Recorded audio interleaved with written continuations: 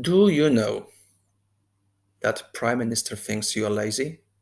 That you are the idler, you work lowest hour, you retire early, and your productivity is low?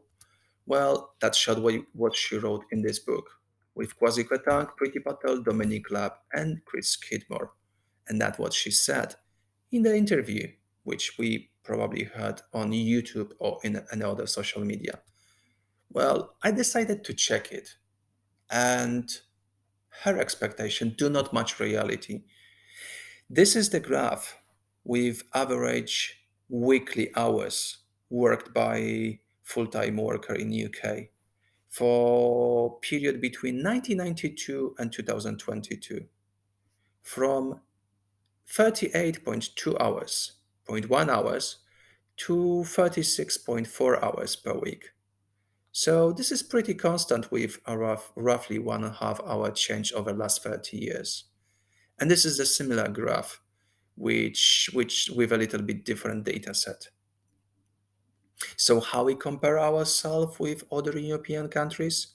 Well, we work slightly similar than Spanish, French, Belgium, Luxembourg, Swiss, Italian, Irish, Icelandic, Swedish, or Finnish worker, and though Danish even. We work a little bit longer than Norwegian, German, or Dutch worker, but definitely we work much longer than workers from Western Eastern Europe and Balkans. So whatever this trust says us, it's not true. Even if we take all hours worked by us during the year, we are still working more than workers in most Western countries, with a little bit time shorter than Spanish, Italian, and definitely shorter than Greece, Polish, or Portuguese or Irish. So this is a similar graph from all OECD countries to show that we are not far away from OECD average. So Lizzie was wrong here. This is something too important to mention. There is actually the maximal time limit someone can work in UK. It says 48 hours a week. This is the maximum time the average worker can work to meet all health and safety standards, and as well to ensure that he's not or she is not exploited. This is the part of European Union legislation. Unfortunately, well, you may know your friends who work a little bit longer than 48 hours a week. So, how come it's possible? Well, there is a possibility, legal possibility to opt out from this limit.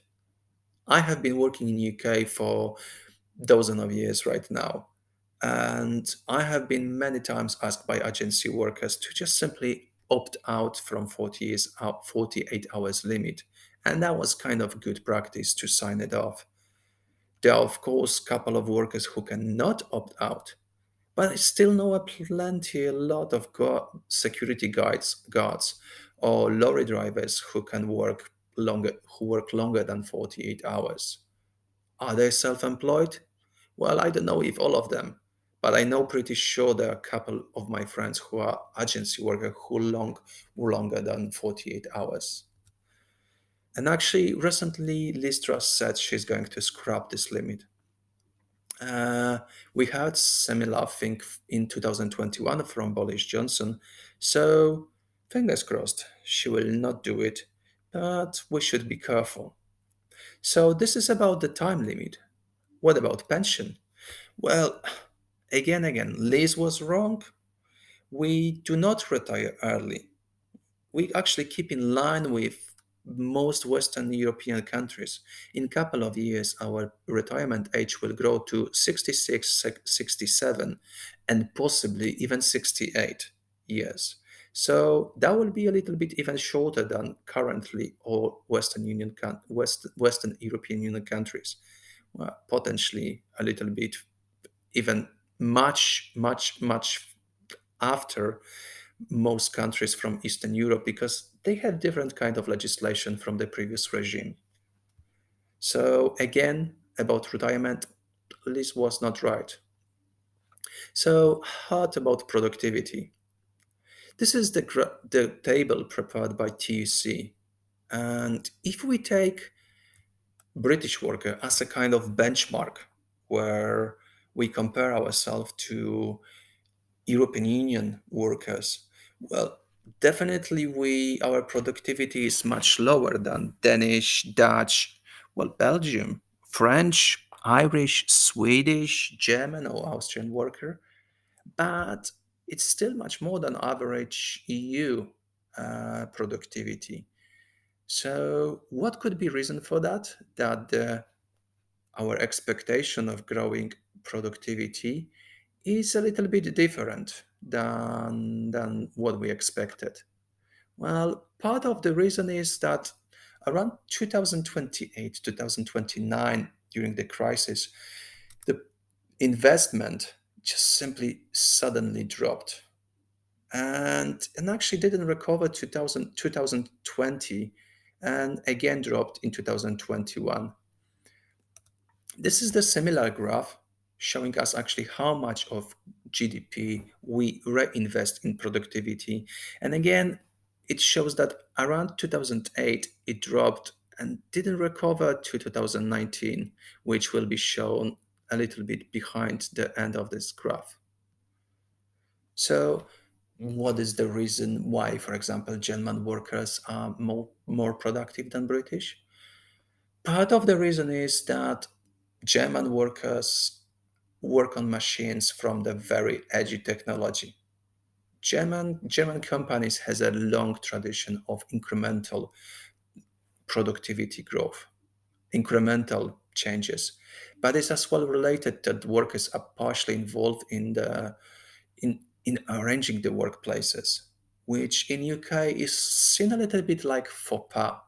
So this is actually part of this article shared last year by Reuters, that the part of our productivity problem is related not only to weak investment, but as well bad management practices. So the practices where we don't have employee councils, where trade unions are treated as something bad. And the last thing worth to mention, well, there is a limit, technological and scientific limit to improvement of productivity. Well, there is on the left part, on the left graph, still a lot of companies who has a lot of space to improve. Definitely they need a lot of new machine, so the productivity will grow per employee. With the time, when they invest additional pound, well, the productivity will plateau. But on the right side, there is a paradox. You may spend quite a lot on the new investment. Let's say our track and trace system, which costed us several billions, and actually it didn't work properly if you read newspapers. So imagine you work in your places, your manager, your office clerk, your manager give you a new software company, new software. It costed a lot, company a lot, but actually do not bring anything to your productivity. That's exactly the paradox of the additional investment in something which is useless for a company.